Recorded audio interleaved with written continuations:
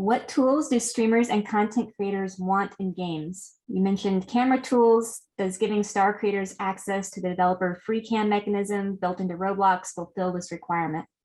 Yeah, so there's a few things. I think in terms of just YouTube in general, having the ability to hide the HUD, the GUI, rotate the camera so I can make easy thumbnails and I don't have to, Photoshop stuff around.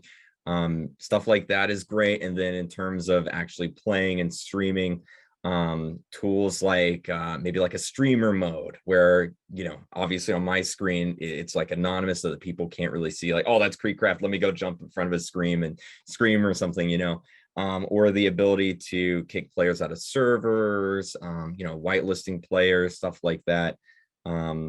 Just like general streamer friendly tools like that.